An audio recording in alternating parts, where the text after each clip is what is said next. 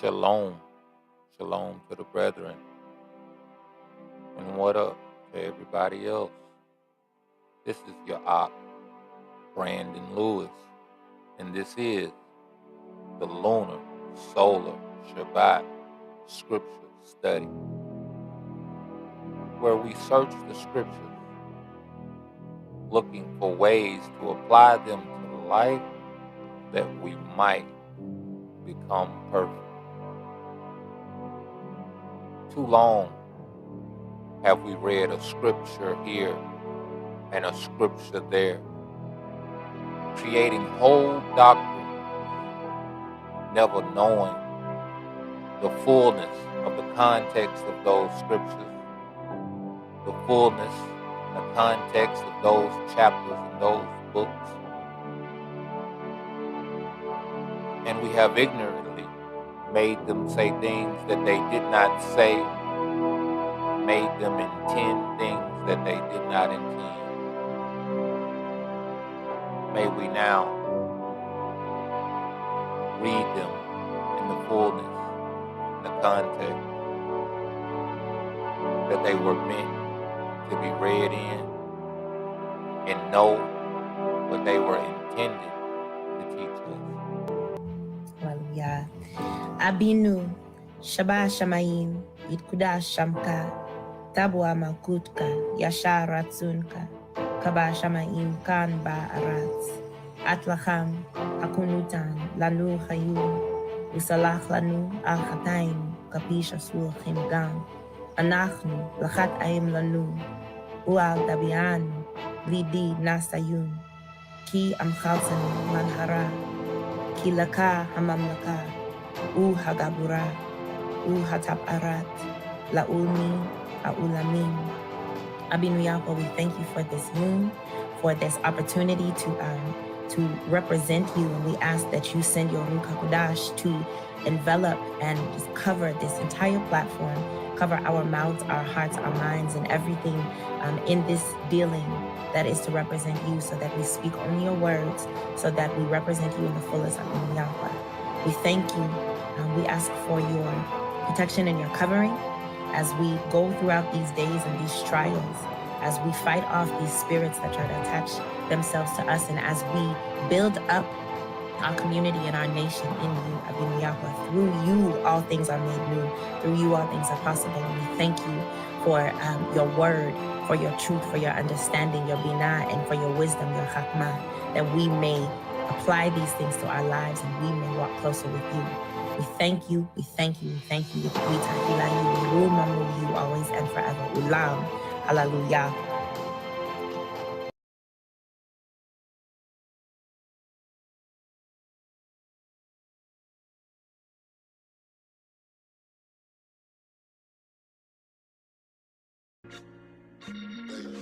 Your generosity, kindness indeed, undeserving favor is my spiritual need. Grace, mercy, Abba-Yah, you so worthy, filthy, I ain't guilty of those sins. Father, purge me thirsty, fill me up, living water, let it fill my cup. Hide me from myself, make me spiritual, not earthly. Flex on me, blow breath on me. I'm your servant, proud to serve thee. Let it be known, I don't deserve it. No, I ain't worthy. Break me down, build me up from the dust we rose, in you we trust. Once was lost, I was hard-headed. Construct my steps, no hard hat. See, I've been working so hard at it. Keep me safe like a guard got it. Keep me close, bring me in. For my sins, I repent through the blood of Christ. The price been paid. Bow to you like sensei. Fight to the end, feeling hunger pain. Start to feel like real life Hunger Games. Do you still ball no road game? Cold Rain is the code name. Tryna hang on you like gold chains. Try to die for your Habasha. It's war. Soldier for y'all, never change my position. Your will is the only mission. Talk to me, I will listen. Abba, to you I can't lie. Let it fall all over me. I need your grace, grace. Let it fall all over me. I need your grace, grace. Let it fall all over me. I need your grace, grace. fall all over me. I need your grace by the waterfall. It was your grace that kept me safe. Gave me time and space to take heed to the altar call. Needed healing, the damage was critical. It's a must, 'cause without it, I'm miserable. You the height of the highest, the pinnacle. On my knees, you the one I surrender to. What I do to deserve this favor. In the presence of all of my enemies, you the one that prepared the table. Filthy red don't deserve the savior. Gotta wrestle with anger and lust. Make confession with shame and disgust. Keep it real, never tangle the trust. My. Cause it's a need, not a want. More value than anything one could want. In the land of the living. Pledge to the living power. Every drop, a million blessings, and I'm standing in the shower. Pour out your spirit on me. Father, pour out your spirit on me. Conquer my old man. Raise both arms, open palms. When you let your grace fall, I catch it with both hands. Let it fall all over me. I need your grace, grace. Let it fall all over me. I need your grace, grace. Let it fall all over me. I need your grace, grace. Let it fall all over me. It's the only way I get to life. It within my ignorance when I didn't have it right. I pray you favor my soul as a body she been before. And when they say I don't qualify, please grant me access that I've been denied. Anoint my head with your mercy. Perfect your strength even when I'm weak. And because of your generosity, those weapons from not prospering. Your love and kindness is what drew me. About those pits I was in thee. So I can testify that you are not a man that you should lie. All of this love you shown, all this grace I don't deserve, and I let it fall all over me. I need your grace, grace. Let it fall all over me. I need your grace, grace. Let it fall all over me. I need your grace, grace. Let it fall all over me.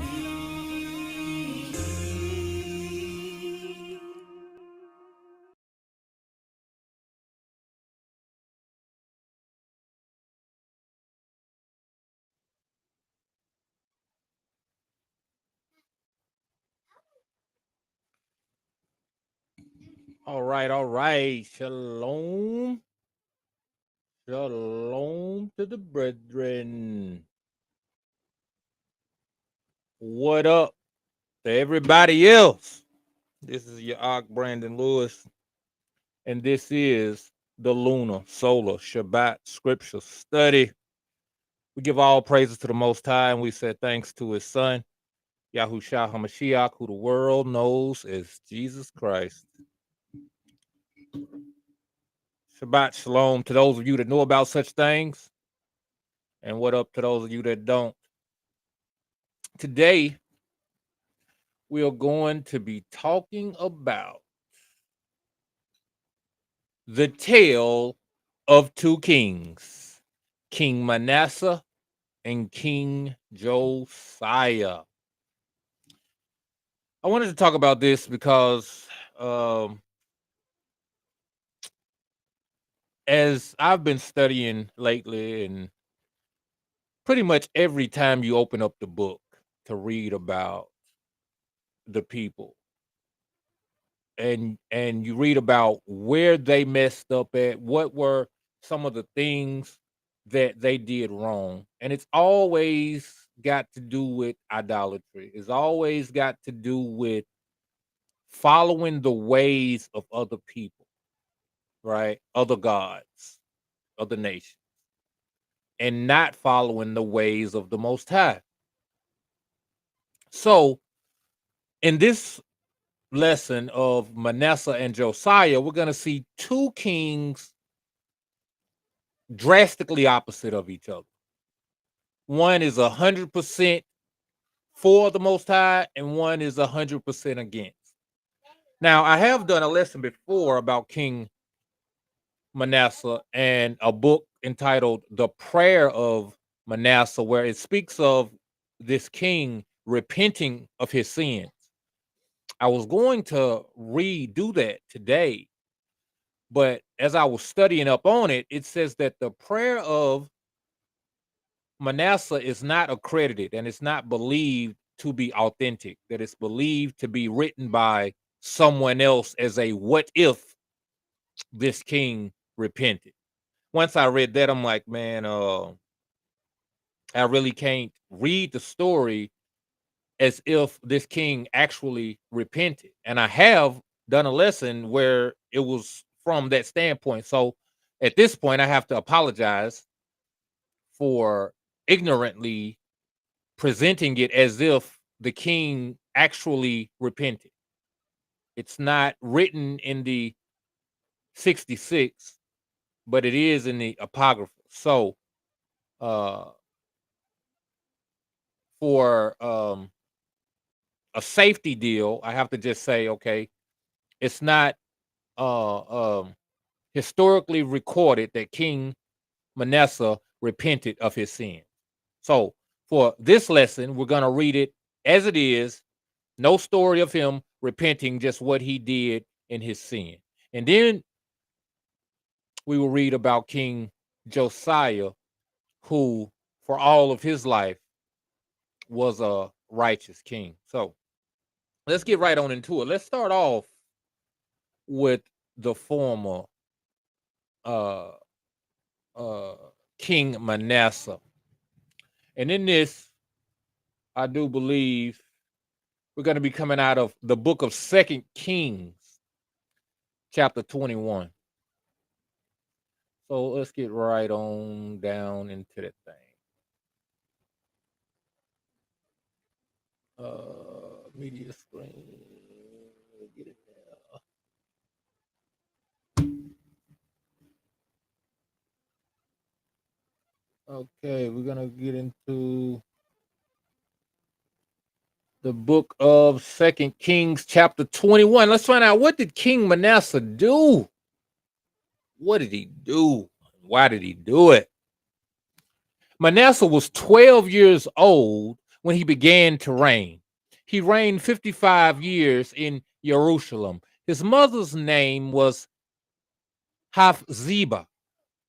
He did what was evil in the sight of the mighty master, following the abominable practices of the nations that the mighty master drove out before the people of Yasharal or Israel. This is what I'm talking about. This has been a act that has plagued our people, following after the abominable. You know what abominable means? Against nature, against the order that was set. So there is a way that's been given, and there is a contrary way. Everything outside of that is contrary. Everything outside of what's been given or ordained is abominable. So the ways of these other nations are abominable, are things that should not be done. And this is what King Manasseh did. This is what the children of Israel did and have done and continue to do to this very day. They're going against the way that has been set for us to go and going contrary, albeit by the practices of other nations. He did what was evil in the sight of the mighty master, following the abominable practice of the nations that the master drove out before the people of Yasharal. For he built the high places that his father Hezekiah had destroyed. See, this is another thing. The Most High told the people about building altars to other gods in high places. So one of their practices when they sinned was that they would build these high places, these um um high places for these pagan gods. Hezekiah was one that destroyed these places. Okay? He destroyed the abominable practices of the other nations in his land. Whereas one promoted them, the other one destroyed them. And Hezekiah was deemed one that did what was right in the sight. We'll have to read his story another time. But he erected altars for Baal, made a sacred pole, as King Ahab of Israel had done. Manasseh's not the only one to do this. King Ahab did it as well. But it's only been a few kings that did what was right. Hezekiah and Josiah are two of them. But it's many, many that did what was wrong. So there's only a remnant of kings that did what was right and a multitude of kings that did what was wrong. So in this mindset of being a nation of kings and priests, we have to understand that the multitude of the people have always erred on the wrong side. So we have to put a difference between what's right and wrong and err on the side what's right. We have to be like a King Hezekiah. We have to be like a King Josiah. As King Ahab of Israel had done, worshiped all the host of heaven and served them. We were commanded not to worship the host of heaven, not to worship anything that is above or anything that is below, but to worship the one true power only, the creator of the heavens and the earth, the seas, and everything in them. Verse 4. Manasseh built altars in the house of the mighty master, of which the master had said, in Jerusalem I will put my name. This is very key, because of all the places on the earth, the Most High has chosen a particular place to say, this is my place, right? All these other gods and powers, they have places, they have people that shall worship them. But he says, I shall have a place that my people will worship me. And that place is going to be Jerusalem or Jerusalem. So for a person to build altars to another god in Jerusalem is one of the highest of sins. That's like someone else living in your house with rights in your house, and those that live in your house worshiping and obeying that person more than they are obeying you, if they obey you at all. Your children like, I'm not gonna listen to you, mommy and daddy. I'm gonna listen to Susie. Like, Susie? Who is Susie? Somebody that's not their mother and their father, someone who is not the creator of their household, the ruler of their household, the rightful ruler of their household. That's who Susie is. And the kid's like, I don't care about you helping me. I don't care about you feeding me, clothing me, doing all the good things in which you've done for me. I don't care nothing about that. I'm listening to Susie. That's a close representation of what happened here. Although what happened here is much worse, because far be it from us to equal in rights to the Most High. Yeah. 5. He built altars for all the hosts of heaven in the two courts of the house of the master. You know what? I want to change this. I want to change the book. Sorry.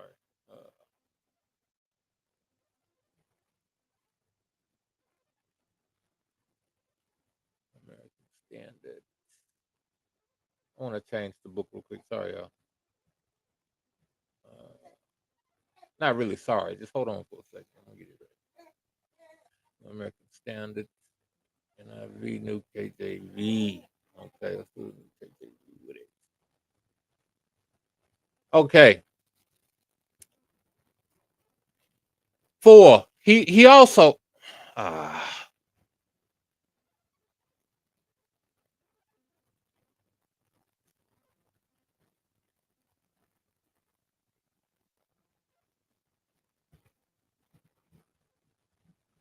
he also built altars in the house of the mighty master, of which the mighty master said, "In Jerusalem I will put my name." And he built altars for all the hosts of heaven in the two courts of the house of the master. Also, he made his son pass through the fire. It still ain't how I wanted to say. It should say, and he sacrificed his son. That's what we have to understand. Passing through the fire means to sacrifice. And that's what King Manasseh did. He sacrificed his son in the fire to a pagan deity. How wicked is he that he would do such a thing? Many people are doing it this day. They're sacrificing their children.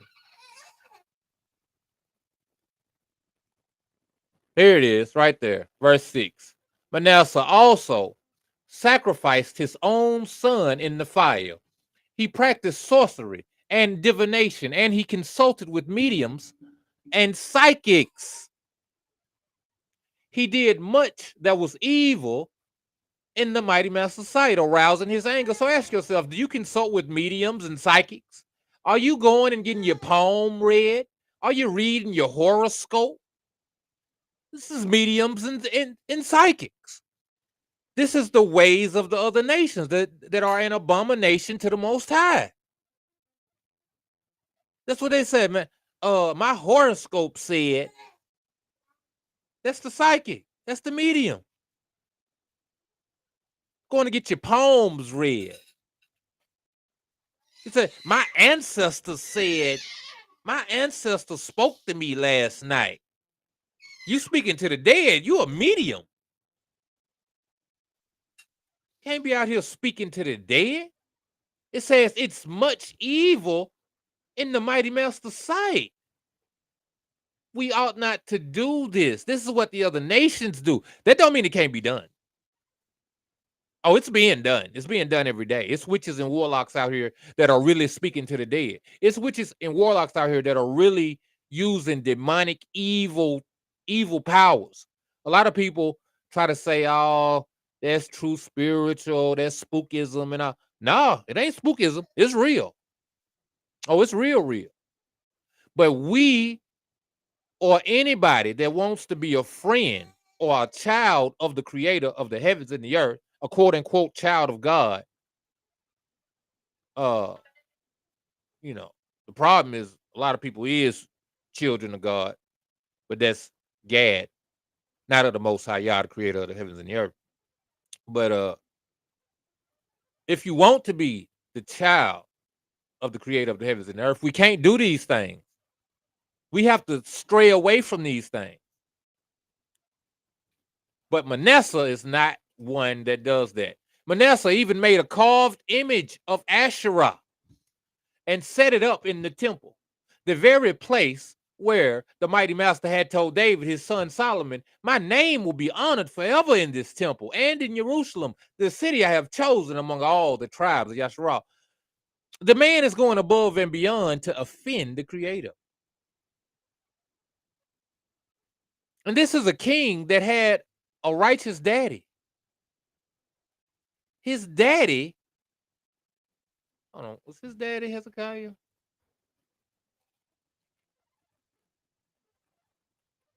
think his daddy was Hezekiah. Yeah, his father Hezekiah. His father was on point. His father did what was right in the sight of the Most High. And here you have a man who's done everything that's right, but his son within his household has become wicked. So it's only so much teaching you could do. It's only so much right walking and right demonstration you could give to a person. They still have to walk in their own way. They still have to walk in their own way. So don't be dismayed when you might have a child or a spouse or anybody who is connected to you see all the good you do and are and choose to go a different route because they have their own right to choose. Right? Verse 8. Hold on. Yeah, 8. If the Israelites will be careful, see, this is the thing we have to understand about the Most High. He's conditional. You know, today they say, are you conditional? Are you intentional and all this whole stuff?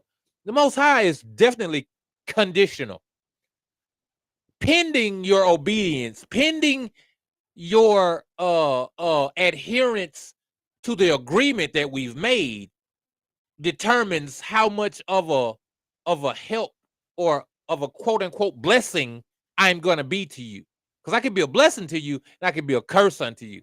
So verse 8 says, if the Israelites will be careful to obey my commands, all the laws of my servant Moses gave them, I will not send them into exile from this land that I gave their ancestors. So what are the terms for them not going into exile?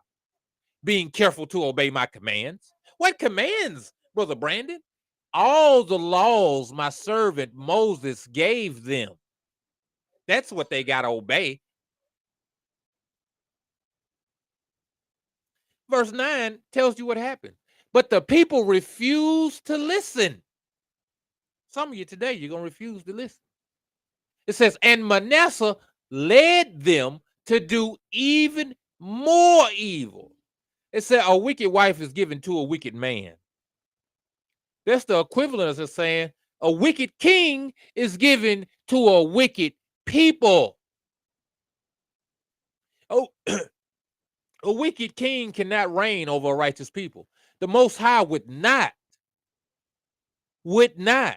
place a wicked king over a righteous people. Far to the contrary. Likewise, leaders, assemblies. Hey, listen, what kind of assembly leader do you have? Leaders, what kind of assembly do you have? Now, granted, there could be something said about the early stages. The early stages of a thing can be rough, and you may have to go through a cleansing process, a purification process, a learning process, right? Where the intimacy of a thing requires adjustment, right? As the scripture says, he knew her. To know somebody is an intimate thing. That don't mean it's all gonna be just peachy and everything is gonna work out as soon as it happens. No, it means that the hidden things are revealed. And sometimes a thing seems right because you the only person that see it. I'm talking about. Sometimes it takes closer inspection by somebody else to say, hey, you need to fix this. And this is that cleansing process. This is that pruning process that a husbandman brings to a project, brings to a garden that has been unpruned, that has been unchecked. So a righteous leader can come to a wicked assembly, and once he goes about that pruning process, it can become a righteous assembly because the things that was wrong he made right. Whereas a woman who has issues could come to a righteous man, and pending the workmanship of that man, those things can be worked out. Even the things in that man to a righteous woman, the things in him can be worked out. So, but that's only for a period. You can't be having prolonged, you can't be up here with 10, 15, 20 years of a pruning process. I mean, come on now. Somebody got to do something. It's time to regroup. What old boy said? Let's regroup. Let's regroup. You know what I'm saying? Uh, that's what you're gonna need. But anyway, we see that Manasseh, a wicked king, is reigning over a wicked nation because the wicked nation, instead of seeing the wickedness, okay, one has to reprove the other. Both can't be wicked. Can't have a wicked leader and a wicked assembly and anything good come from it. One has to reprove the other. One has to prune the other. You know what I'm saying? Hasatan can't cast out Hasatan. And that's the issue. If there's none righteous, the thing is going to fall. Peter and Paul said that a wicked spouse can be turned by the righteousness of the other spouse. So anybody in an agreement and one is off, the one who is off can be turned by the one who is right. This didn't happen with Manasseh and the children of Yasharal, right? So I said all that to say, if you in an assembly, if you in any kind of a agreement with another party today, you in a church and you have a pastor, you in an assembly and you have a moray, you in a contract with somebody, and it's this long-standing beef, it's this long-standing uneasiness, then that means both of y'all have an issue.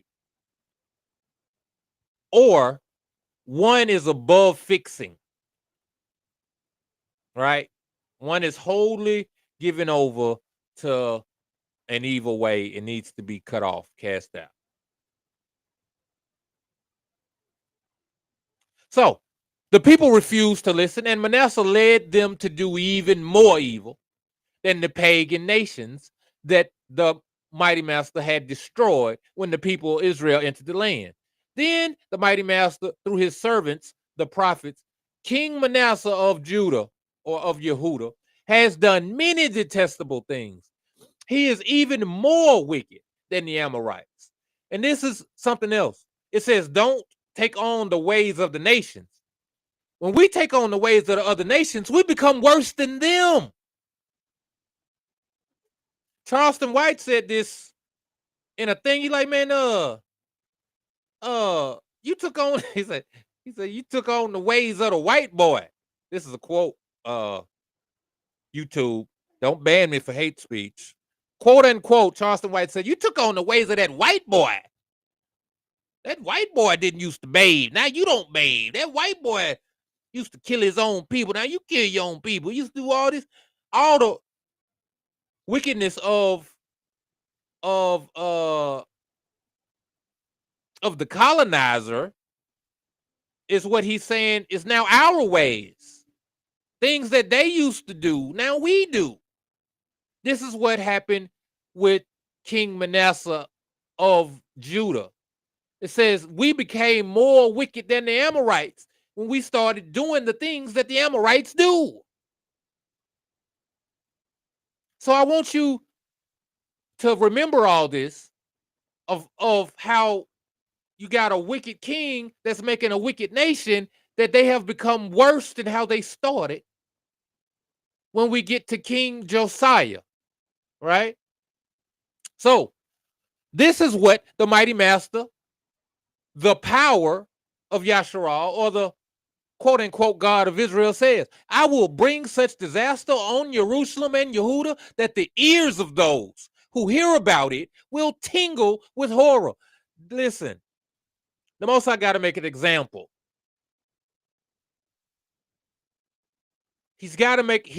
Listen, we are supposed to put a difference between what's right and what's wrong. So if we fail to do it, the Most High gonna do it. And you don't want the Most High to do it. Okay?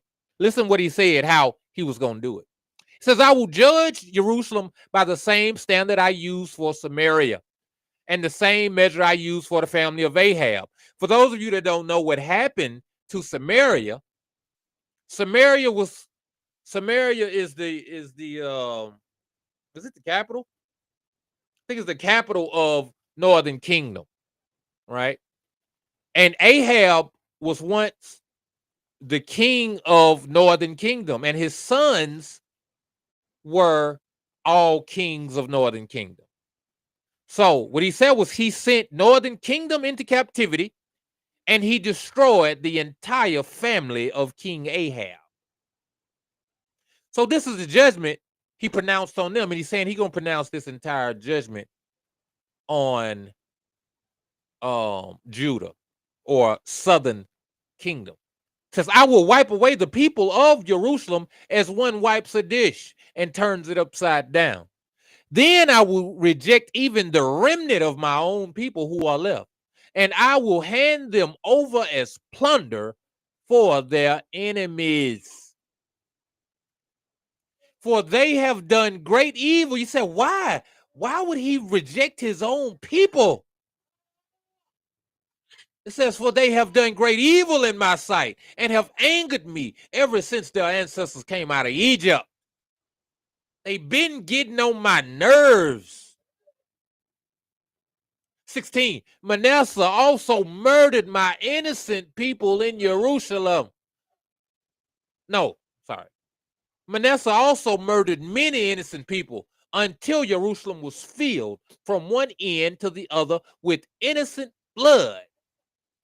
This was in addition to the sin that he caused the people of Yehudah to commit, leading them to do evil in the mighty master's sight. The rest of the events of Manasseh's reign and everything he did, including the sins he committed, are recorded in. When Manasseh died, he was buried in the palace garden, the garden of Uzzah. Then his son Ammon became the next king. Ammon was 22 years old when he became king, and he reigned in Jerusalem 2 years. His mother was Meshulameth, the daughter of Haruz from Jotbah. And he did what was evil in the mighty master's sight, just as his father Manasseh had done. So Manasseh had a righteous father, and he went wicked. Manasseh was wicked, and he had a wicked son. Imagine that. Wickedness abounded. He followed the example of his father, worshiping the same idols his father had worshipped. He abandoned the mighty master, the power of his ancestors, and he refused to follow the mighty master's ways. Then Ammon's own officials conspired against him and assassinated him in his palace. See, the Most High know how to get rid of you. He know how to get rid of you. He'll raise people up in your own household to destroy you. Allow them to be deceived. Because you know why? You're not supposed to touch your master. So guess what happened to the people that destroyed their master? You're not going to believe it. But the people of that land killed all those who conspired against King Ammon. They killed the king, and the people killed them for killing the king. And they made his son Josiah, the next king. And the rest of the events of Ammon's reign and what he did are recorded in. This is talking about, I believe it's talking about the Chronicles of the King. He was buried in his tomb in the garden of Uzzah, and his son Josiah became the next king. So let's find out about King Josiah. And what was he doing? Right? Because he was chosen after his granddaddy. So we see righteous king Hezekiah, wicked king Manasseh, his son. He had a wicked son, Ammon. He was the third. The fourth, in the fourth generation, came Josiah. Let's see what Josiah did. Let's see how Josiah got down on the throne. Now, the people got to be wicked now. They've been serving under a wicked king for 2 generations. Right? For 2 generations, They've been worshiping idols. They've been doing everything that's wicked for 2 generations. Let's see what happened when a righteous king, when a righteous gardener steps in the garden. Let's see what happened. Josiah was 8 years old when he became king. Hold on real quick. Let me check my situation here. See if we got some people up in here. No, we don't. Okay. Get back. Step back.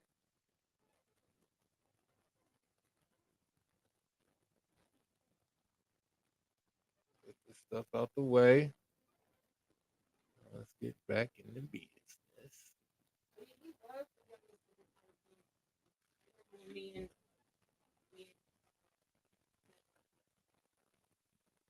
All right.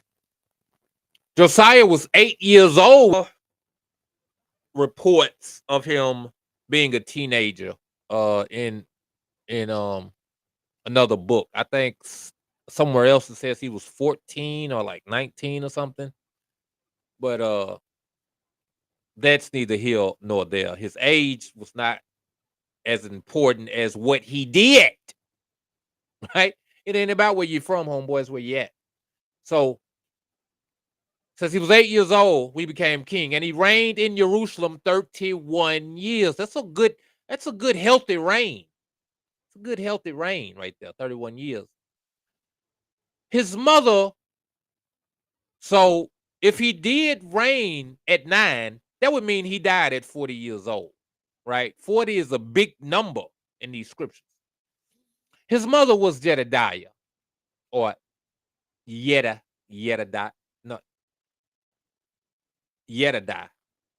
So her name would be Jedediah. The daughter of Adiah from Boskai. He did what was pleasing in the mighty master's sight. Now, this is very important because very few people in the whole book did this. So let's find out what is pleasing in the mighty master's sight. It says he did what was pleasing in the mighty master's sight and followed the example of his ancestor David, or in the Abrid or Hebrew, Daoud. There's no V in the Hebrew language.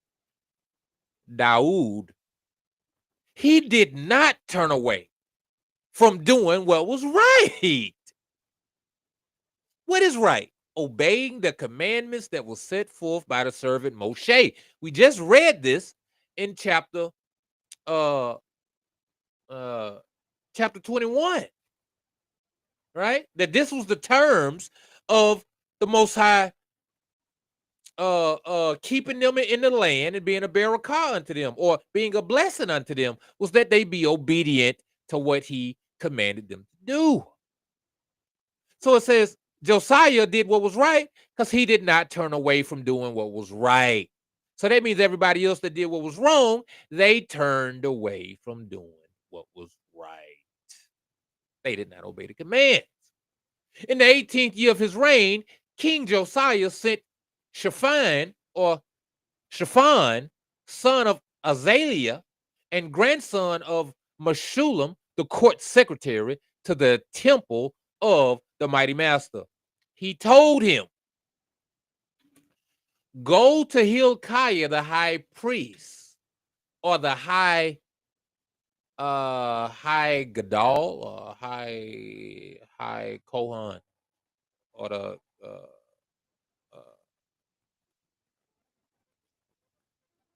I think it's high Gadol. Let's just read it how it is now. High priest, and have him count the money the gatekeepers have collected from the people at the mighty master's temple. Entrust this money to the men assigned to supervise the restoration of the mighty master's temple. So you know what he's doing? He's righting the wrongs. See, that's what a righteous man is going to always seek to do. He's going to seek to right the wrong. What wrongs? We heard about Manasseh and how he made idols and put those idols in the temple. and how because he did these things, the Most High put a rent in the temple or a rent in the altar. Anyway, somewhere in the temple, he put a crack, right? And it caused ash to spew out of the altar. I mean, he broke something in there because he was disgusted with what King Manasseh was doing. So Josiah is seeking to fix whatever is wrong in the temple. He's restoring the temple of the Most High. Entrust this money to the men assigned to supervise the restoration of the Mighty Master's temple. Then they can use it to pay workers to repair the temple. You said, well, why ain't the people just willing to do it for free? Why they got to be paid for? That's what a lot of people want to say. A lot of people, why can't you do it for free? Why can't you do it for the love of the temple? You know what the scriptures say? It says that a laborer is worthy of his hire. That means he deserves to be compensated for his time. So everybody looking to get something for free is looking to rob somebody of their time. Now, if a person offers you something for free, that's one thing. But to compel somebody to offer their time and their labor for free is not biblical. Do you hear what I'm saying? It's not biblical. You say, well, how you know it ain't biblical? Because this man, the king, the ruler, is offering. We even see with King Solomon when he built the temple, paid people to come work on it. This man is paying Israelites. Now, Solomon paid foreigners to come work on the temple. Foreigners and slaves, mind you. This man is paying Israelites to repair the temple. That's how you know that it's only right to pay a person for their time and their labor. So what about?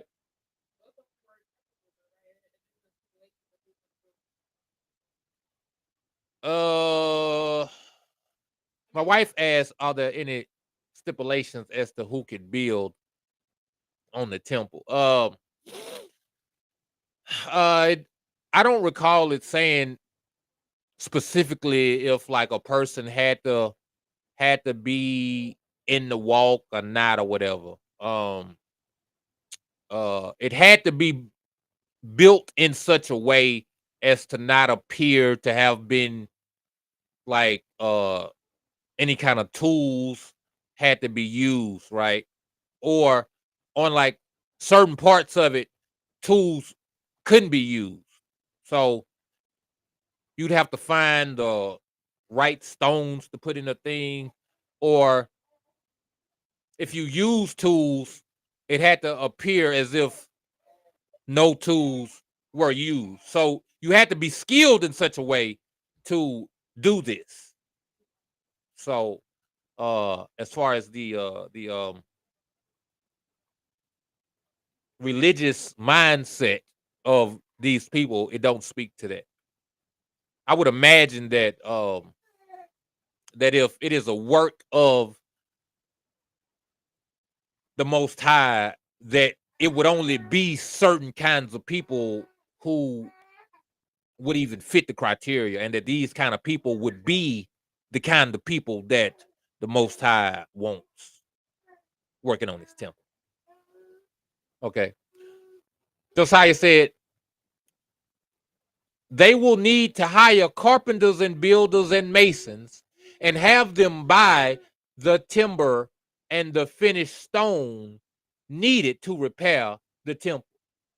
But don't require the construction supervisors to keep account of the money they receive, for they are honest and trustworthy men. Right? So we do see that only certain kinds of men was even appointed. Right? at least in the supervisors. The construction supervisors was honest and trustworthy men. And these kinds of men would obviously require honesty and trustworthiness in the people that work for them. If I'm honest and trustworthy, I don't want a heathen working for me. You know what I'm saying? I don't want somebody that's not trustworthy working for me. So righteous rulers, righteous managers would only have righteous servants under them. Hilkiah, the high priest, said to Shaphan, the court secretary, I have found the book of the law in the Lord's temple, in the mighty master's temple. Then Hilkiah gave the scroll to Shaphan, and he read it. This is the thing of the Most High, because it don't even say that they was looking for it. It just said they found it. Sometimes we think we know stuff. Sometimes we think we got everything figured out. They was going about a work and living their life as if they understood. Or they were going off of the standard practice of the time. So it's possible that they had a copy of the law, of the book of the law, that was inaccurate or false. Because we know that the king had to read the book of the law. He had to have his own copy, right? And it had to be near unto his heart, and he had to read it every day. So here they said, well, we found it. We found the book of the law in the temple. The Most High has a way of allowing what is wrong to be made right. Of allowing a time, right? An appointed time for what is crooked to be made straight. For what you think you know to be reproved and to be corrected.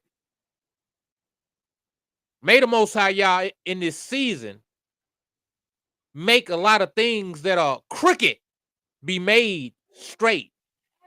Make a lot of ignorance be made knowledgeable. Todayah, in the name of Yahushua HaMashiach. So be it. It says, then Hilkiah gave the scroll to Shaphan, and he read it. Shaphan went to the king and reported, your officials have turned over the money collected at the temple of the mighty master to the workers and supervisors at the temple. He said, we did what you said. You told us to do it. We did that. But Shaphan also told the king, Hilkiah the priest has given me a scroll. So Shaphan read it to the king. When the king heard what was written in the book of the law, he tore his clothes in despair. See, we know Josiah is a righteous king. Why? Because he did what other people did. He did what was right when other people did what was wrong. So ask yourself, are you one to do what was right when others do what is wrong? And if you have been doing what was wrong and the Most High brings about a time and a season for you to see what is right, will you turn unto that which is right, or will you stay with what your ancestors been doing? Will you stay with the standard operating procedure? This is what my daddy did. This is what my daddy did. This how my people, what is it? All my life I had to fight. All my life we've been living this way. We've been doing it this way. What I'm gonna change for now? Will you be like that, or will you be like Josiah? It said a man tore his clothes in despair. He despaired. Why is he despairing? I'm gonna tell you ahead of time, because he realized what he had been doing, how they had been operating, how they had been moving. It was wrong. Do you realize what you've been doing has been wrong? Do you receive what the Most High is trying to show you? Back in the church, I got a song that said, God is trying to tell you something. God is trying to tell you something. Are you listening? Is he trying to tell you something? Josiah, listen. When that thing hit that man, he said, listen, soon as he heard, he didn't wait a couple weeks. He didn't go pray about it and say, is this you, God? No. Soon as he heard, he knew. And he despaired. Tearing of your garment is a sign of despair, because our garments was very precious to us, even as it is today, right?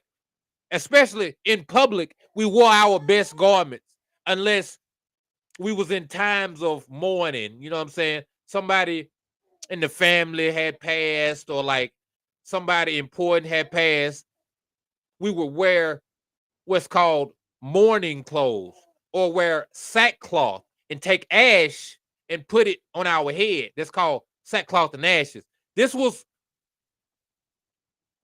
the main times in which we weren't, quote unquote, dressed to impress. So for a person to take their clothes when they are dressed to impress and tear them, it was a sign to everybody around them, like, whoa, man, something's going on. Something's going on. So he took king's garments. Now, he's not wearing polyester. Okay, he probably got on some silk, probably got on some the finest linen that they got. He took that and tore it. Because to be seen with torn clothes and torn garments is like, hey, man, what's going on with Buddy? Like, what's going on? It was a sign of disgrace, despair, sorrow, heaviness of heart. A lot of the people tore their clothes and went and took ash and put it on their head. Just like today, we had hairdos. We had our hair done. We had on nice head wraps. We had dreads that was done. We had hair that was combed and greased and oiled and all that. So to take ash from the ground and pour it on your head is like, man, what is going on? Why ain't you so fresh, so clean? That's what he did. He left his former estate of sharpness and cleanness and put on the estate of woe, of torment, of heaviness of heart. Cause he heard something. Some of you ain't just heard. You've been shown completely. Listen, it ain't no doubt that what you doing is wrong and you got to change. You ain't like Josiah. Josiah heard and changed. You hear and you say, but but see, Moray, Pastor such and such, see, he said that old buddy over here, see, I had a dream that said that it was right. See, this is the difference between the holy or the Kadash and the Rasha, or the wicked, the profane, the disgusting, the abomination. Is that one is pure. One say, man, I'm wrong, I got to get right. One saying I'm wrong, but hey, I might be right. I know what this say. This say I'm wrong, but is this right? See, questioning, doubting truth is wickedness, brethren. Why don't you know truth when you hear it? Why can't you adhere to truth when you hear it? Why you doubt truth? The Bible call it discernment. Why can't you discern what's right and know it? See, I don't know, cause maybe if what it said, the Bible Scripture call you unstable. Nothing about this book gives credit to instability. If you unstable, that's another word for being untrustworthy. That's another word for able to be tossed to and fro. Only thing tossed to and fro is weakness. You can't take a strong man and toss him to and fro. You know why? Because he's strong. You know who you toss to and fro? A weak man. You know what thing you toss to and fro? A weak thing. You can't take a strong foundation and uproot it. You can take a weak one and uproot it. So ask yourself, what side are you on? Manasseh was a weak foundation. When he came across the knowledge of the Amorites, he went and served their gods and did what they do. He left off from a strong foundation. You know why? Because he wasn't rooted in it. He wasn't rooted in a strong foundation. He was rooted in a wicked one. He gave himself over to vain imaginations.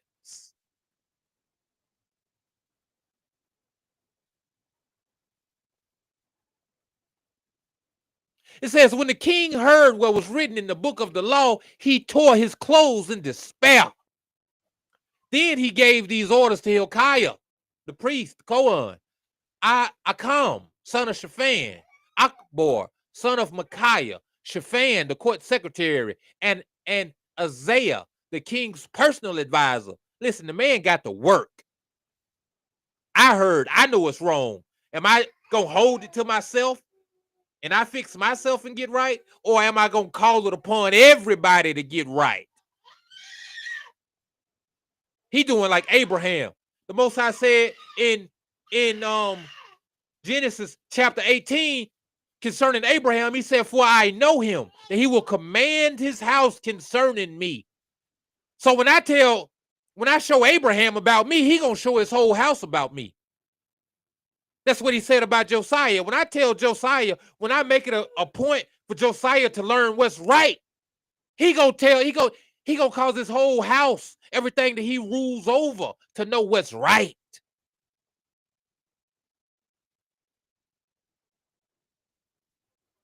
Some people say they find out what's right. They want to hold it on to themselves. They want to hoard it. 13.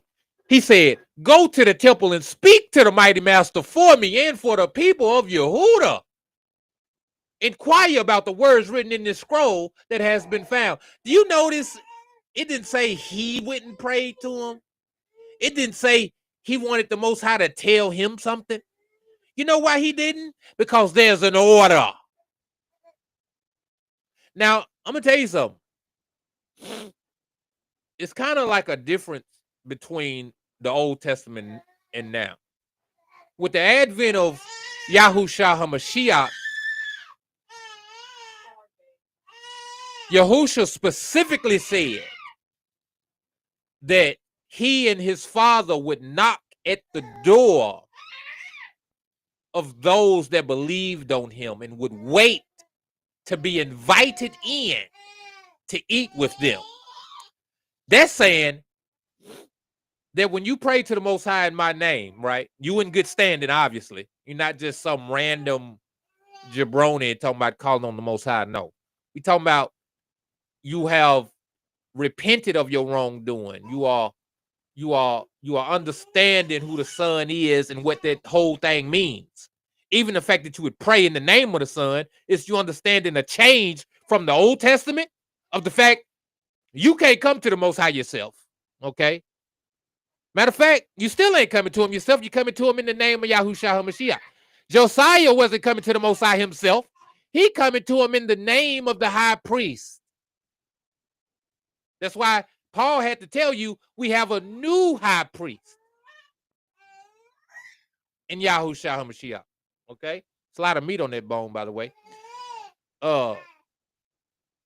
So the Messiah said, the things that you ask in my name, you shall receive. Josiah had to ask in the name or in the office. See, the office, man, the name, the Shem, the office.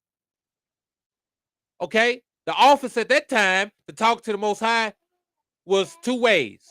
It was the high priest and the prophet. Them was the two offices that received messages from the Most High and was able to get messages through to the Most High was the prophet and the high priest.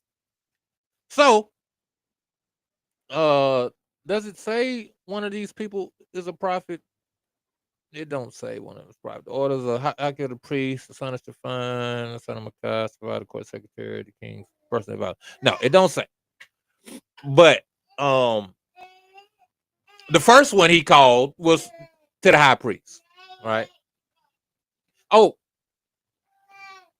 when it's not a high priest in the land, I mean, when it's not a prophet in the land, that's either a good sign or a bad sign. Because usually prophets came to tell the people that they had messed up somewhere and that it's a judgment coming. Okay. The high priest usually didn't deal in prophecies. They dealt in the ministration of the temple, right? They told the other priests how to operate. They took offerings into certain places in the temple that the other priests couldn't go. They were allowed to go deeper, right, in the temple.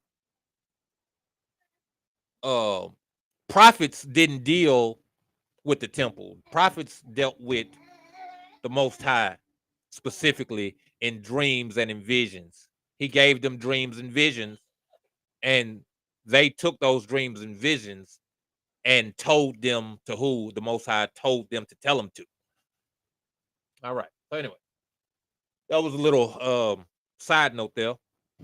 A lot of you might not have known that or considered that. So there you go. Somebody needed to hear it. It says, go to the temple and speak to the mighty master for me. Very important. He didn't say he was going to the temple. He was going to speak for himself. It says, and for the people and for all of Yehuda. You notice he didn't say all the people of Israel, all the people, go speak for Northern Kingdom. He didn't say that.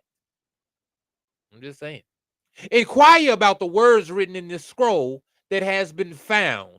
For the mighty master's great anger is burning against us because our ancestors have not obeyed the words in this scroll. We have not been doing everything it says we must do. Man, listen to what he's saying. The same thing is going on to this day. If they ain't been doing what they must do, what you think they've been doing? They've been doing what they ain't supposed to do. Do you think they necessarily wanted to change? Don't you think doing what they had been doing was comfortable to them? Tell you like a man told us, man, and I was greatly offended at what he said. Now, he wasn't talking to me personally. I was in this program or whatever for getting out of prison or whatnot. So they brought in a guy to speak to the men about, changing their lives. And he said something that really jarred me, but I still quote it to this day. I've quoted it several times. I'm going to quote it for you here today. Now, caution, strong language is about to be used. But he said, quote unquote, change ain't for pussies, is what he said. Hinting at the fact that a weak man is not going to be able to change because it's difficult. It's very, very difficult for a man, for a woman, for anyone to change from one thing to another thing, especially a lifestyle, right? A doctrine, a thing that they have believed on for a long period of time, and now they're seeking to change that, right? It says this is not for the weak at heart. This is not for a womanly man, if you will, a feminine spirit. It's not for him. The undisciplined, the irreverent. But Josiah is ready about it. He's ready about it. He's ready to get to it. And the people are going to have to get to it as well. It says, so Hilkiah, the priest, Akam, Akbor, Shaphan, Asaiah, went to the new quarter of Jerusalem to consult with the prophet. So there's a prophet. See, even the high priest, even the Kohanim, right? The high Kohan, even he got to go see the prophet. Because just because you're a high priest don't mean you get to see the Most High. Don't mean, I would imagine as well that the high priest represents being able to reach certain levels. But the prophet represents communion with the Most High, conversation, intimacy. The high priest really don't have intimacy like that, because I can't recall anybody that really got straight word from the Most High who was a high priest. It usually came from the prophet. The prophet seems to be higher than the high priest in a way. But the prophet can't go into the Kadashim of Kadashims. If you think about it, he can't go into the holiest of holies. He can't go into the inner court of the temple. Only the high priest can. But the high priest don't get the dreams and the visions that the prophet get. So it's a lot of meat on that bone. So Hamashiach is a high priest and a prophet. He's a different type of a prophet, because it didn't say that he had dreams and had visions. It's as if he had a straight line of communication. It didn't say he woke up and it had been revealed to him this and revealed to him that. He spoke as if that thing was already a thing. Anyway, I don't know why we going down this road. It's to show the difference of Old Testament and New in a way. That even a righteous man like Josiah, even he didn't have a straight communication with Yah. And then we see that even the high priest had to go see a prophet to know what Yah was going to say. So Hamashiach is kind of like a combination of a high priest and a prophet, and a king. He is everything of substance. He is the highest office. Todayah. To consult with the prophet Huldah. She was the wife of Shalom, son of Tikvah, son of Harhaz, the keeper of the temple wardrobe. So even this prophet is not even a man, it's a woman. She said to them, the mighty master, the power of Yasharal, the power of Israel, has spoken. Go back and tell the man who sent you. This is what the mighty master says. I am going to bring disaster on this city and its people. All the words written in the scroll that the king of Yehuda has read will come true. For my people have abandoned me and offered sacrifices to pagan gods, and I am very angry with them for everything they have done. My anger will burn against this place, and it will not be quenched. Now,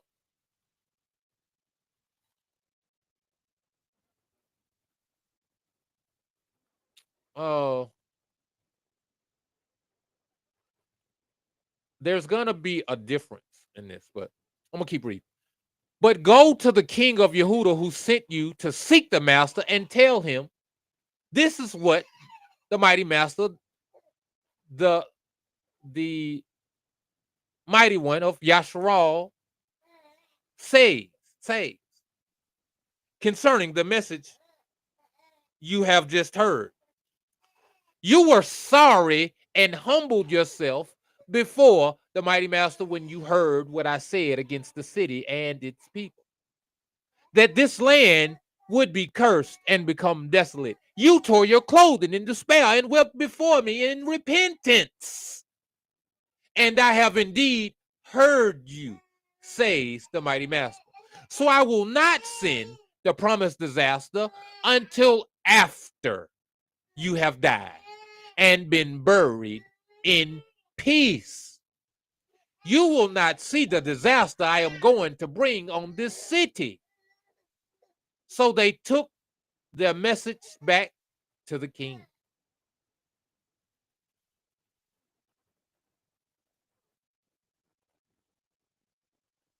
Then the king summoned all the elders of Yehuda and Jerusalem, and the king went up to the temple of the mighty master. Pardon me.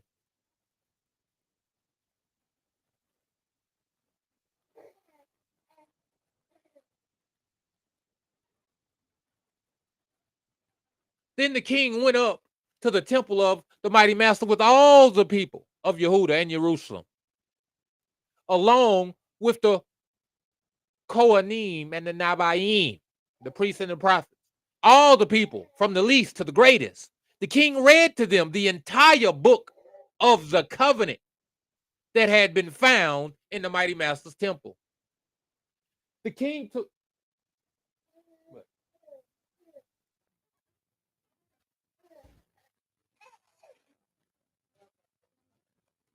Bring the other one in too.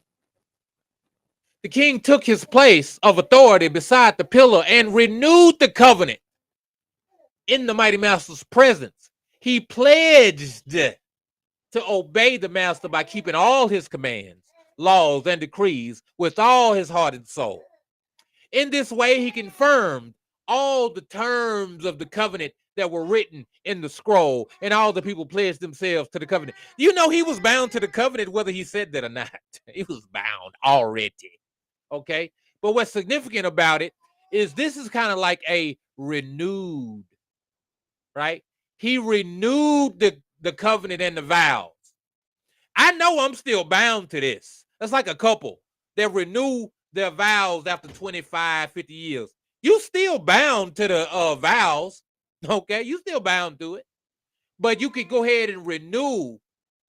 It's kind of like a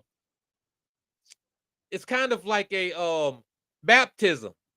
A baptism is the public recognition of the Father, the Son, and the Ruach HaKodesh, right? It's the public recognition and the symbolic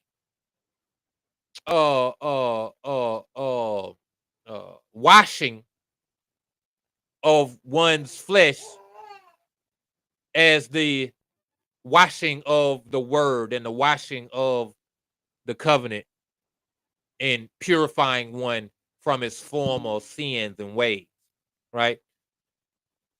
He's kind of doing the same thing in a way. He's acknowledging the fact who the Most High is. He's acknowledging the order that has been set up and has been established. And he's verbally agreeing to this covenant. And he's verbally proclaiming and promising to adhere to it for himself. Right? Saying, listen, you know what I'm saying? We done messed up. We done did this, that, and the third. I'm going to do this. I'm going to serve you. Because one can really only vouch for oneself and what they have control over, right? The serenity to control the things in which they can. You know what I'm talking about? Everything else is, desire, right? So he's letting him know. He said he pledged to obey. He pledged to obey the mighty master by keeping all his commandments, laws, and decrees with all his heart and soul. Okay? Public proclamation. That's what a lot of us have done. A lot of us have been baptized and said, you know, in the name of the Father, or the Son, or in the Shem, in the office, what is the office of the Abba? What is the office of the Son? What is the office of the Ruach HaKodesh? Right? Or the quote unquote Holy Spirit. Right? When we calling on these things, we doing the same thing Hezekiah did. Right? We bound to it anyway.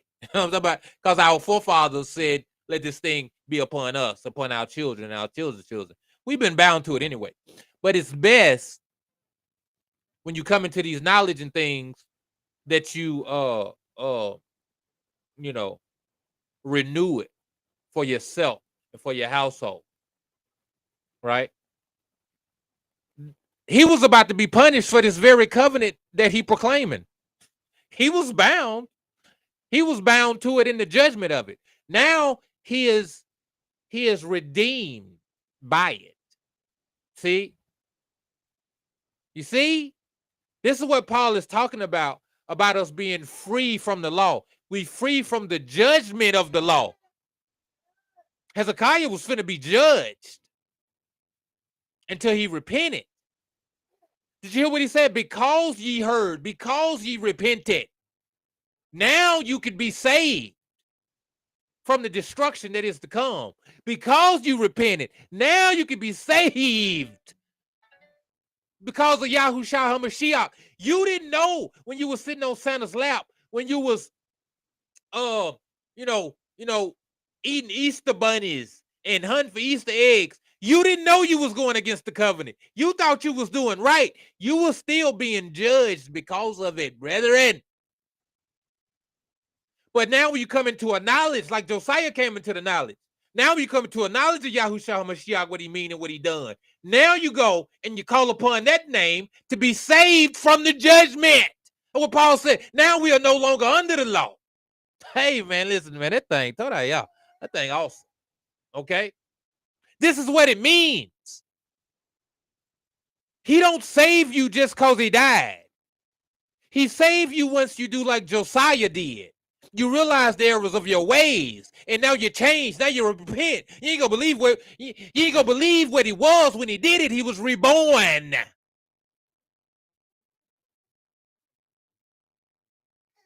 Only by being reborn can a man enter into the kingdom. Can he enter into what? Can he enter into salvation?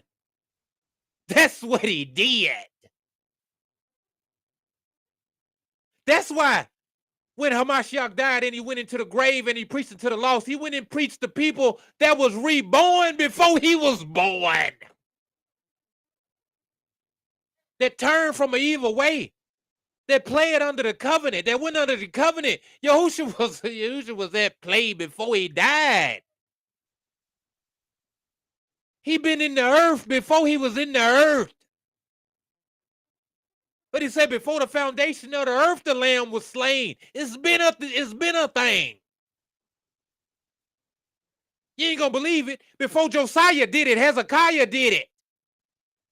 Hezekiah was reborn.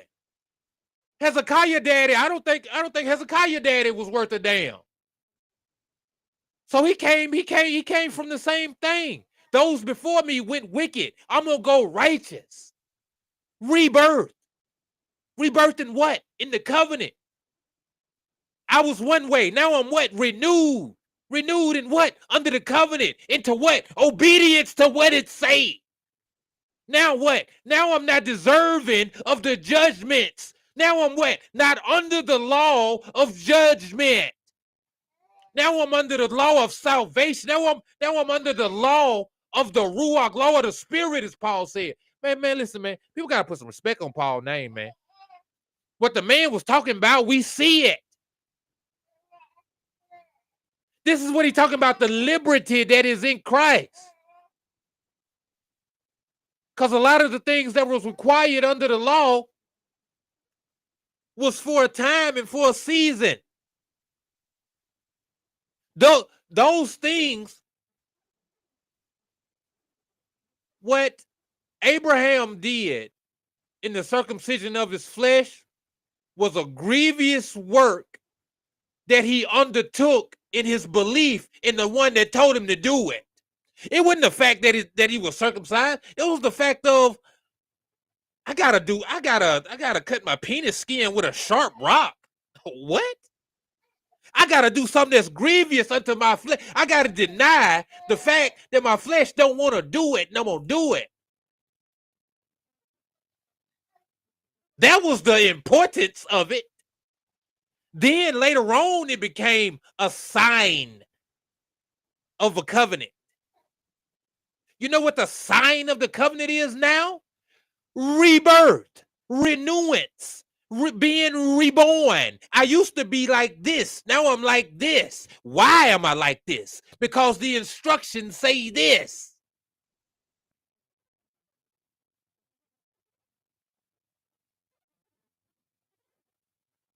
Told I y'all, man. Told I y'all.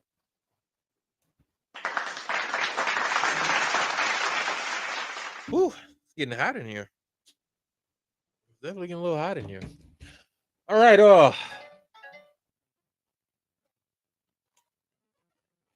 let's start over with 3. The king took his place of authority beside the pillar and renewed the covenant of the mighty master's presence. He pledged to obey the mighty master by keeping all his commands, laws, and decrees with all his heart and soul. In this way, he confirmed all the terms of the covenant that were written in the scroll, and all the people pledged themselves to the covenant. So again, we see a nation of people saying, let it be upon us. Let it be upon us. Not only upon us, but upon all that we control. You know why it has to be that way? Because you control it. If the head is sick, the whole body is sick. You think Hezekiah prayed that prayer just for him? He said, I'm going to keep it. I don't know what my son going to do. I don't know what my son's son going to do. Listen, as long as my son under my control, he gonna do this. Now, when he ain't under my control no more, when he get grown and go off and do his own thing, or if he refuses to be obedient, then we're gonna take a different route. Okay? Then we're gonna get him up out of my control. You know what I'm talking about? By force or by choice. That's what them people had to say. Said the people pledged themselves. You know what they had to pledge? Me and my household behind me. It ain't no, I'm gonna be like this and I'm gonna let the other person be like this. Now, granted, Paul said if one be pleased to dwell, that's why he said, not the Most High. The Most High don't say this. He said, I say this. If one is not in the way, if one is not in the walk, and they be pleased to dwell with you. Paul erred on the side of conversion, of long suffering, that a person just like, hey, listen, man, that's why Abraham is our Abba. Abraham is the one in whom we are patterned after. Everybody's not your Abba. You know what I'm talking about? Some people just your seed bearer and whatnot. You know what I'm saying? Hezekiah shouldn't have patterned himself after his father no more than Josiah should have patterned himself after his father. But his Abba, the one who he ought to pattern himself after, David, his Abba, Abraham, his Abba, that's who you pattern yourself after the virtuousness. Okay. Man, I forgot where I was going with that. Okay, yeah. In a marriage, Paul erred on, Abraham. Abraham is the one whom we ought to pattern ourselves after. He bruised his flesh in obedience to Yah, right? He undertook a grievous thing in obedience. Paul is erring on the side of grieving oneself. You married to somebody, they not in the walk. You with somebody, they not pleasing to you at the moment. Paul is saying, if they be pleased to dwell with you, if they don't want to cast in their chips and give up, he's saying, go about the process of converting them. He's saying there's a chance The fact that they be pleased to dwell is quote unquote hope of a fertile ground. Paul is saying you can work with that. Don't be trying to be with somebody that don't want to be with you. Don't do that one. Ain't no hope in that. You can't convert somebody that don't want to be converted. But if they be pleased to dwell with you, Paul said, this ain't the Most High saying this. I'm saying this. If they be pleased, but in reality, the Most High is saying it in a way, because that's why he's still working with us. Because by all rights, he's supposed to cut us all off. You know why he's still dwelling with us? For those that be pleased to dwell with him. For the remnant that's going to call on his name. As a nation, by and large, we deserve to go to hell because we didn't win against the covenant. But for those that's going to go about the process like Josiah, up until that point, had been going against the covenant, brethren. Up until that point, he had been contrary to the instructions. But when he found out, he was pleased to dwell enough that he went about the grievous process of change. So that's what a person like Paul that know this, that read this, would instruct a married couple in the same office of that. If they be pleased to dwell, that means there's a chance that they'll be converted. There's a chance that they will renew the covenant of Yah and become obedient.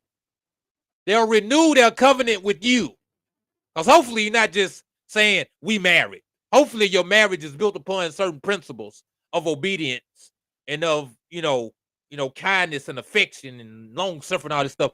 So a person might go contrary to that in some kind of way. Paul is saying that they be pleased to dwell with you. They like, you know what, I don't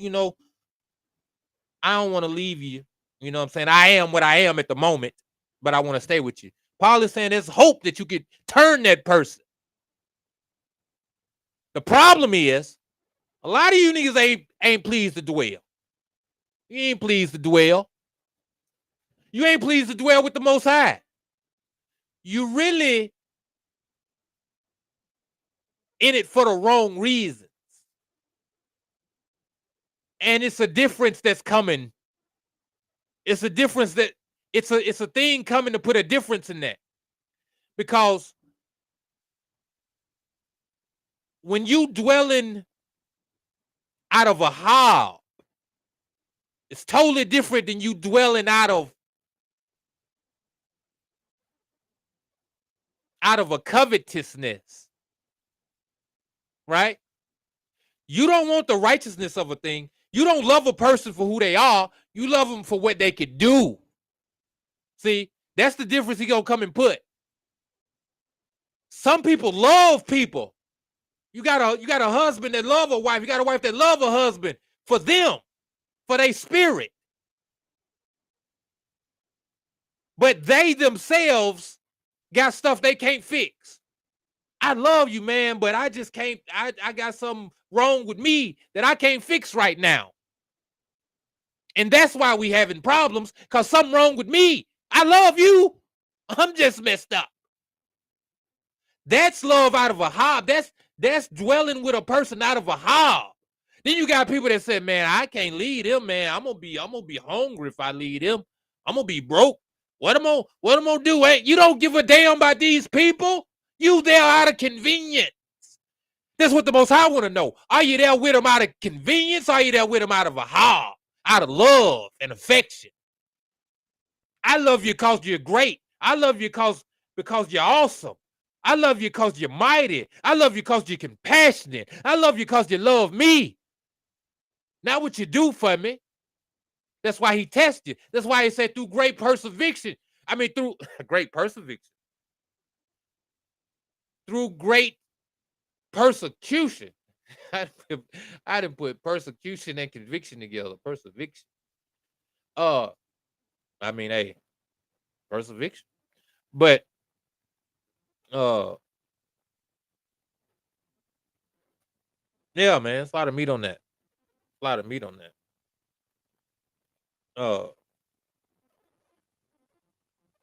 That's the difference between everybody. That's the difference between the people that's getting in and the people that's not getting in. It's the people that are pleased to dwell over adversity. That's why the Most High has a furnace of adversity for you, to prove why you here. That's why he want to know why you here. Because if you ain't with me for the right reasons, you're not gonna make it. All those whose name was not written in the book of life bowed the knee to the beast. You gonna bow the knee to the beast if your name not written in the book. You gonna get a divorce if you not dwelling for the right reasons. Ain't no getting around it. You going to hell if you not dwelling for the right reasons.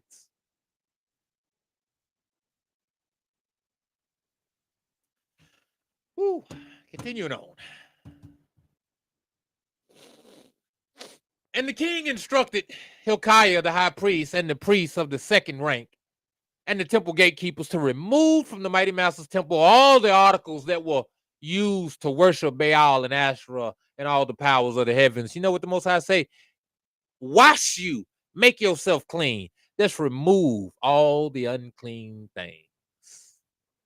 That's what Josiah's doing, removing all the unclean things. Some of you pledging the covenant, renewing the covenant. You still got the Asherah temple. You still got the Asherah statue in the temple. That's what he mean by these people worship me with their mouths, but their heart is far. You out there on the temple.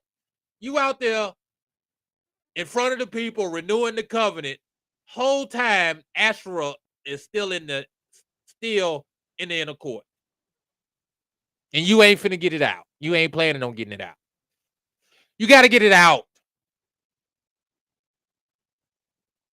The king had all these things burned outside Jerusalem on the terraces of the Kidron Valley, and he carried the ashes away to Bethel. He did away with the idolatrous priests who had been appointed by the previous kings of Yehudah, for they had offered sacrifices at the pagan shrines throughout Yehudah and even in the vicinity of Jerusalem. They had also offered sacrifices to Baal and to the sun and the moon and the constellations and to all the powers of the heavens. This man is doing a deep clean. I'm talking about. And the king removed the Asherah pole from the mighty master's temple and took it outside of Jerusalem to the Kidron Valley where he burned it. Then he ground the ashes of the pole to dust and threw the dust over the graves of the people. He also tore down the living quarters of the male and female shrine prostitutes that were inside the temple of the mighty master, where the women wove coverings for the Asherah pole. Josiah brought to Jerusalem all the priests who were living in other towns of Yehudah. He also defiled the pagan shrines where they had offered sacrifices all the way to Gibeah and Beersheba. He destroyed the shrines at the entrance of the gate of Yeshua, the governor of Jerusalem. This gate was located to the left of the city gate as one enters the city. The priests who had served at the pagan shrines were not allowed to serve at the mighty master's altar in Jerusalem, but they were allowed to eat unleavened bread with the other Kohanim. Now, all the people repented. But certain offices you couldn't keep if you had participated in the folly. And that's the thing about it, too. Some of us ain't going to never be able to get to a certain place because we did certain things. Right? But in the compassion of the Most High, he allows you a level of comfort. You know, you always got to pay. You always got to pay for what you've done.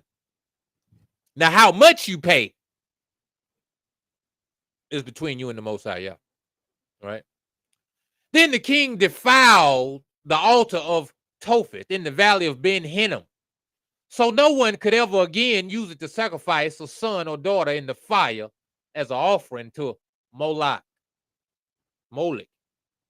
He removed from the entrance of the mighty master's temple the horse statues that the former kings of Yehuda had dedicated to the sun. Do you see how disrespectful one could get to the Most High? I mean, and we think because we know the language, we know certain things, that we got everything on point. So if Josiah just now doing this stuff, and the only righteous king was 2 generations before that was his great granddaddy. No, his great great granddaddy was the only other man uh who has had righteous reign since him. That means all this time, these people been going in the wrong way. These people been doing the wrong thing all this time. And they've been thinking it's been right. Everybody, from the smallest to the greatest, been doing what's wrong. The priests, the mores, everybody been doing what's wicked. Everybody been given to a false way. Everybody think they right. And the Most High, in his season, came to put a difference between the Kodash and the profane, between what's right and what's wrong, between the good or the tube and the evil, the Rash. Came to put a difference between that thing. I pray that you are like Josiah and not like Manasseh. Because it says the Most High sent a prophet to go and tell Manasseh he was wrong and to repent, but he wouldn't hear. He sent a prophet to go tell Amaziah to repent. You know what they said? No, we ain't doing all that. I hear you, but I pray that those within the sound of my voice today, those within the sound of my voice thus forward, be like the people, be like Josiah, be like Hezekiah, that when they hear a thing that is right, when they are instructed in a way that is right, that they hear it and they do it. And if they be given to any false way, that they turn from it and never return to it. In the name of Yahushua HaMashiach, I pray, so be it. Told I Rabah, but yeah. Says he removed from the entrance of the mighty master's temple the horse statues that the former kings of Yehuda had dedicated to the sun. They were near the quarters of Nathan Malek, the eunuch, an officer of the court. The king also burned the chariots dedicated to the sun. Josiah tore down the altars that the kings of Yehuda had built on the palace roof above the upper room of Ahaz. Ahaz was not playing games. And I'm wondering why this made it through Hezekiah. Because I want to say, is Ahaz Hezekiah's daddy? Let me see real quick. Who is the father of Hezekiah? Yes. Ezekiel's father, Hezekiah's father is Ahaz, by the way. I was right. Told I'm wondering how that made it through. How did that survive Hezekiah? So Hezekiah came into reign and they still had altars on the palace roof. I don't know how that worked, but it is what it is. Josiah got rid of it. You know what I'm talking about? Josiah tore down the altars that the kings of Yehuda had built on the palace roof above the upper room of Ahaz. Now, maybe it don't say here that Ahaz built that room. So, apologies, Salakia. That altar could have been built by Manasseh or from Ammon, right?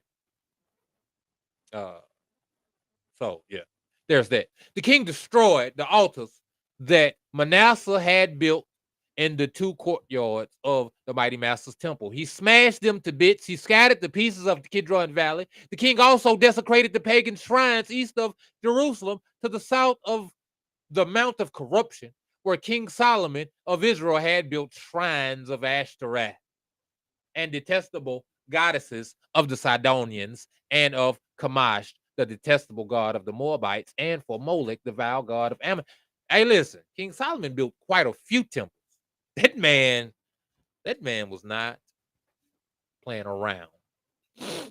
Well, he was playing around a little bit too much.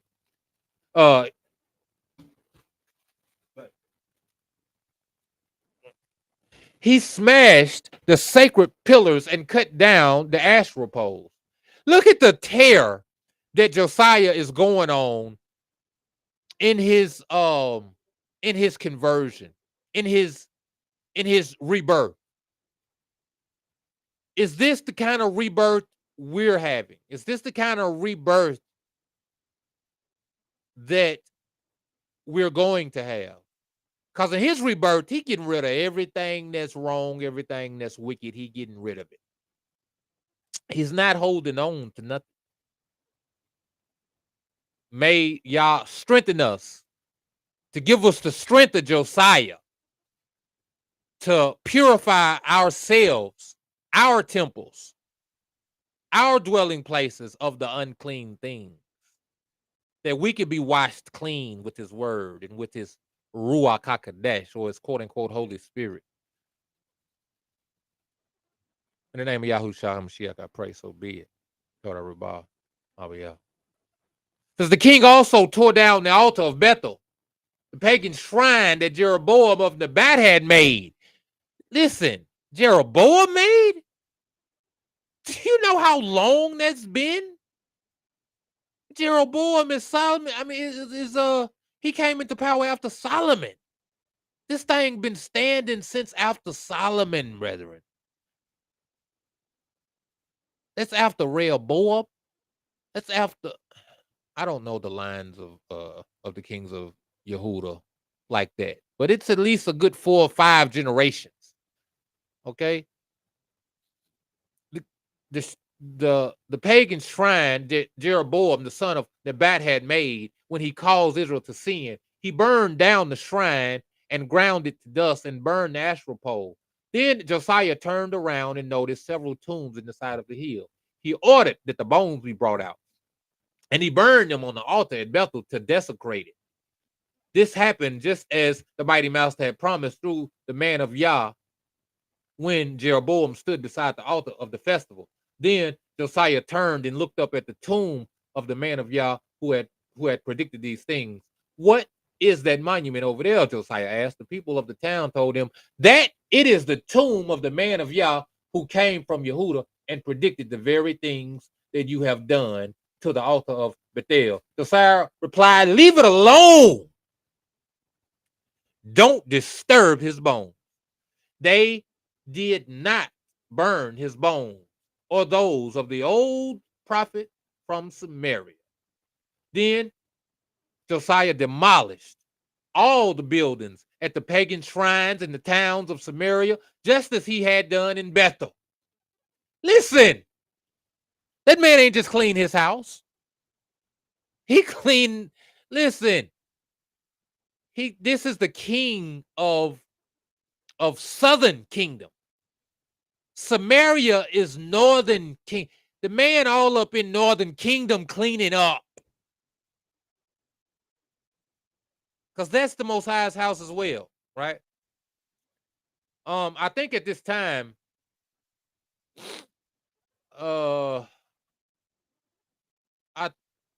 think at this time he had already sent Northern Kingdom into captivity. I think. I'm not 100% sure. Cause I the only reason I say that is it's not speaking anything about the king of Israel, okay? Because at this point you got the king of Judah and you have the king of Israel, which is the king of Southern Kingdom and the king of Northern Kingdom. It's not speaking anything about the king of Israel as far as being at play. It's speaking of the fact that the kings of Israel did pagan things and built pagan altars, but it's not speaking of them being at play or holding an office at this time. So that's why I say uh, they have been sent into captivity at this time. Yah has judged them. Well, I think they have been sent to captivity at this time and had been judged. Then Josiah demolished all the buildings at the pagan shrines in the towns of Samaria, just as he had done in Bethel. He had he they had been built by the various kings of Israel. See, that's Northern Kingdom right there. He's not talking about all the kings of the people of Israel. There's a difference between the people of Israel and the kings of Israel. He had made the mighty master. They had been built by the various kings of Israel and had made the mighty master very angry. He executed the priests and the pagan shrines. No, he executed the priests of the pagan shrines on their own altars, and he burned human bones on the altars to desecrate them. Finally, he returned to Jerusalem. Hey, listen, that man took a nice little trip, nice little vacation. All right, what's your trip and vacation hidden like? King Josiah then issued this order to all the people. You must celebrate the Passover with the mighty master, your power, as required. Hold on, wait, hold on, wait a minute. How you celebrate it? As you do this day according to your own heart? According to how you feel, how you see fit? No, right? As required in the book of the covenant. There had not been a Passover celebration like that since the time when the judges ruled in Yasharal, nor throughout all the years of the kings of Yasharal and Yehuda. But in the 18th year of King Josiah's reign, say the 18th year. So if he came into power at 9, 18 years later, he's 27. When he was 27 years old, they kept this Passover. He was about the age of 27. He could have been 28, depending on when he was born. This is 18 years in his reign. The Passover was celebrated to the Most High in Jerusalem. Josiah also got rid of all of the mediums and psychics, the household gods, the idols, and every other kind of detestable practice, but in Jerusalem and throughout the land of Yehuda. No, both in Jerusalem and throughout the land of Yehuda. He did this in obedience to the laws written in the scroll that Hilkiah the priest had found in the mighty master's temple. So what you gonna do? Somebody in your assembly got weave, got eyelashes, got, Easter bunnies. They celebrating Christmas. They celebrating Easter. They talking about Happy Valentine's Day. I'm just saying, leaders, we can't have it. Certain things we ain't having. Certain things we can't have. Husbands, likewise, over your household. What your wife doing? What your children doing? These things are very, very key. We've been given a prototype from Abraham, right? For I know him, he shall command his house concerning me. See it with David. See it with Hezekiah. We saw it with all of the patriarchs. Forgive me for failing to mention uh Isaac and Jacob, right? They governed their households as well. Although Jacob did kind of mess up with the little things that his wife took from her daddy. You know what I'm saying? She took her father's idols when she left his house. But if he had known about it, he would have made her get rid of it. You know what I'm saying? Hands down. Which is also a thing that we should pray to the Most High about the unclean things of our household, that if it be any that is unknown to us, right? First of all, give us the strength and the understanding and the authority to cast out the things that we do know of, right? We know a thing shouldn't be. Let's cast it out. And the things that we don't know, show us so we can cast it out as well, right? These are the kind of prayers we ought to be praying, you know, not for new shoes and new jobs and things like that, you know, but the pertinent things in concordance with the covenant, right? That we be in obedience, like Hezekiah, like Josiah. Never before had there been a king like Josiah who turned to the mighty master with all his heart and soul and strength, obeying all the laws of Moshe. And there has never been a king like him since. Even so, the mighty master was very angry with Yehuda because of all the wicked things Manasseh had done to provoke him. For the mighty master said, I will also banish Yehuda from my presence, just as I have banished Yashral. I will reject my chosen city of Jerusalem and the temple where my name has to be honored. The rest of the events of Josiah's reign and all his deeds are recorded in the Chronicles of the King. So that is it. Torah.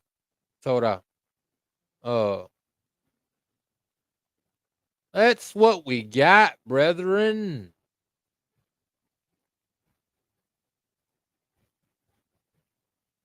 That's what we got for you. I pray that this has been edifying to you. I hope you got something from it. Hit that like button. Don't forget to like, share, and subscribe to the channel. We on Facebook, we on YouTube.